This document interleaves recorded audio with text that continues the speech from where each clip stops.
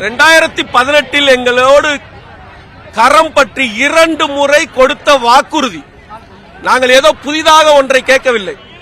2009 திமுக ஆட்சி காலத்தில் நடந்த மிகப்பெரிய ஒரு வரலாற்று தவறு, அதை நாங்கள் களைகிறோம் என்று 2018 எங்களோடு நேராக வந்து நின்று எங்களுடைய கரங்களை பற்றி திமுக ஆட்சி அமைந்தவுடன் ஊதிய முரண்பாடு களையப்படும் என்றார்கள்.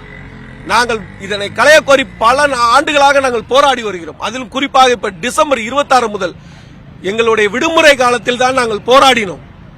ஆனால் அரசு அதனை எதையும் செவிமடுக்காமல் இந்த 3 நாட்களாக அழைத்து ஆசிரியர்களை மிரட்டும் வகையில் தொடர்ந்து ஏதாவது ஒரு வகையில் மன உளைச்சலை ஏற்படுத்தும் வகையில் கருத்துக்களை தெரிவிக்கிறார்கள். நாங்கள் வேற ஏதோ சொன்னாதது கேட்கல. எங்க முதல்வர் எங்க கரம் பற்றி கொடுத்த வாக்க தான் நாங்க கேட்கிறோம்.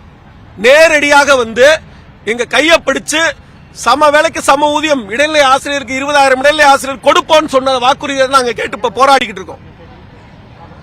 இத்தனை நாட்கள் போராடும் போது எந்தவித ஒரு ஆக்கப்பூர்வமான நடவடிக்கையும் இல்ல. நேற்று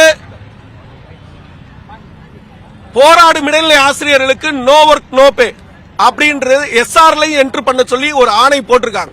இது உண்மையிலேயே உச்சகட்டமான ஒரு அடக்குமுறை தான் நாங்க கருதுறோம். நாங்க இதுவரை பொதுமக்களுக்கு தொந்தரவு செய்யாம போராட்டத்தை நடத்திக்கிட்டு இருக்கோம்.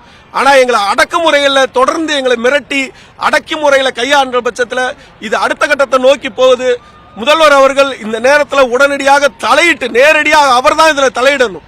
இதுல வேற யார் தலையிட்டாலும் இந்த பிரச்சனை முடிவுக்கு வராது. அவர் தலையிட்டு இந்த கூப்பிட்டு இந்த பிரச்சனையை முடிவு கொண்டு வர வேண்டுமாய் கேட்டுக்கொள்கிறேன்.